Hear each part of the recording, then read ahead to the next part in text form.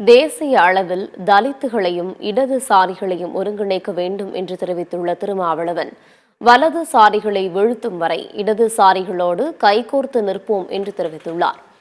மறைந்த Marxist communist கட்சியின் பொதுச் செயலாளர் சீதாராம் யெச்சூரியின் படத்திறப்பு மற்றும் நினைவேந்தல் நிகழ்வு சென்னை தேனாம்பேட்டையில் நடைபெற்றது. இதில் கலந்து கொண்டு பேசிய விடுதலை சிறுத்தைகள் கட்சியின் தலைவர் திருமாவளவன், தலித் தலைவர்களை ஒருங்கிணைப்பதில் இடதுசாரிகளுக்கு முக்கிய பங்கு இருப்பதாக தெரிவித்தார். அம்பேத்கர் கொள்கைகளை பேசுபவர்களை சாதிய சக்திகளாக பார்க்காமல் அவர்களை அணி திரட்ட வேண்டும் என்றும் கேட்டுக்கொண்டார்.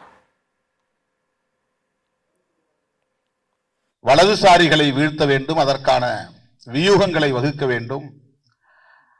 கருத்தியல் முரண் இருந்தாலும் கூட யார் நமக்கான நட்பு சக்திகள், ஜனநாயக சக்திகள், அவர்களை எல்லாம் ஓரணியில் திரட்ட வேண்டிய தேவை என்ன என்பதை அவருக்கு, வலதுசாரிகளை அம்பலப்படுத்துவதிலே இடதுசாரிகளின் பங்களிப்பு என்ன என்பதுதான் முக்கியமானது.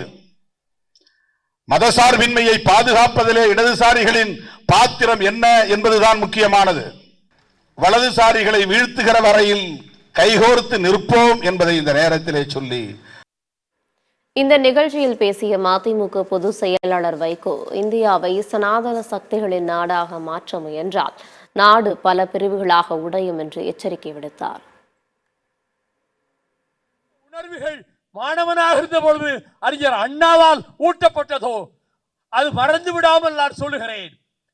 இந்த இந்துத்துவ சக்திகளும் சனாதன சக்திகளும் ஒரு காலம் ஜெயிக்காது.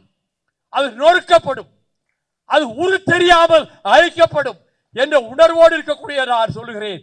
அதையும் மீறி அவர்கள் அப்படி இந்தியா என்ற பெயரையே மாற்றி அரசியல் சட்டத்தையே மாற்றி மதச்சார்பற்ற தன்மையையும் அழிப்போம் என்று நீங்கள் சொன்னால், சோவியத் ரஷ்யாவில் ஒரே நாடாக இருந்த அந்த சோவியத் ரஷ்யாவை ஒருமைப்பாட்டை காப்பாற்ற முடியவில்லையே.